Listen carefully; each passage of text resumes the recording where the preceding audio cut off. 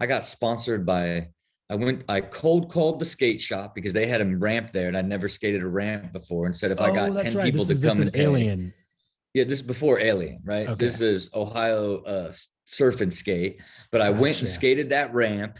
They sponsored me on the spot, right? So again, I took the initiative, called the skate shop. What can I do to skate for free? I don't have any money.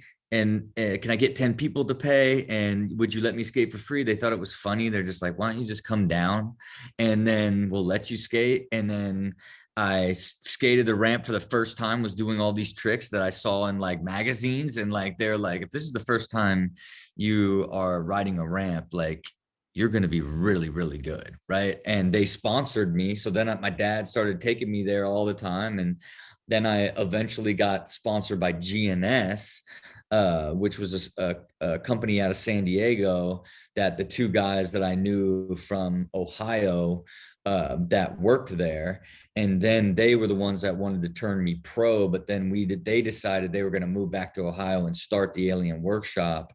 And I turned pro for the Alien Workshop. And what do your parents and your counselors and everyone else think when you're living in Ohio and you want to quit high school to be a professional skateboarder? They're like, no chance. You can't. You're ruining your life. You're ruining your life. And again, here we sit in two places, right? My dad saying like, look, he's gotten this good and they want to make him like, let him do it. Like my mom saying like, no, he can't. He's got to go to college. He's got to graduate or else he's like going to be a loser, and maybe not that, but that was, probably in that range. And then the counselor, of course, is like, I don't know, like, I guess he's pro already. So there's like that, it was sort of a mixed bag of emotions and navigation as it related to parents, which I can relate to now. Yeah. But back then it was like, this is ridiculous. I'm turning pro and not going to school. I don't even know why we're having the discussion. I was gonna It ask, wasn't, yeah, like you know what I did mean? you Like I did wasn't contemplating it. It was like, okay, well, I'm not going to be here. yeah. So what should we do about that? You know what I mean? So, So there and was then, never like in your mind you had the freedom to make the decision because like I mean, what are you gonna do? I'm gonna do it anyway. So yeah. And you're born with that, like, you're given the freedom to develop that. Then once you develop that, then you don't ever let that go, yeah, that's so right? true. And it becomes your, and then, and again, like I said, I got lucky because I was bold. Then I would take risks and then they would work. Mm, And so all that did was layer the foundation of belief that I had in it's myself so confirmed. deep Yeah.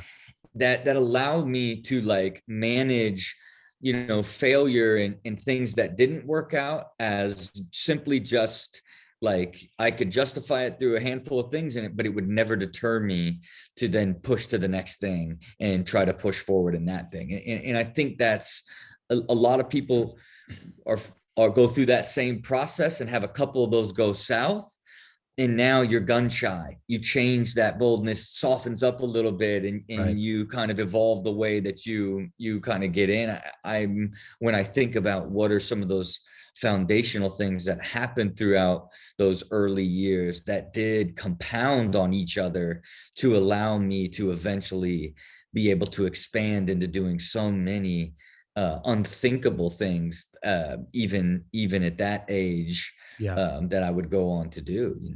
What were your goals at that point? Like when you decided that you were gonna, become a pro skateboarder at that point, like what was like, man, that would be so crazy if I could do this or if I could go there or be a part of this thing. Like what were the wildest dreams for you at that point? Yeah, I think I was so bent on getting to California, right? Turning pro, moving to California and starting a company. Right. So It starting was a just company was like always a part of bang, it then. bang, bang. Yeah, because you got to like the 19-year-old kid that owned the skate shop was a serial entrepreneur. It was his skate shop. He started all these other businesses. I worked in one of his businesses, a distributor, to save enough money to go to California for the first time when I was 14, to stay with Mike Hill, who moved back to Dayton, Ohio, and launched the Alien Workshop. Like, so I watched, all these guys launch company after company. And then those guys come back, launch this company that I now turned pro for. Like the other close friends around around me were launching clothing companies and this stuff while I'm like 15, 16.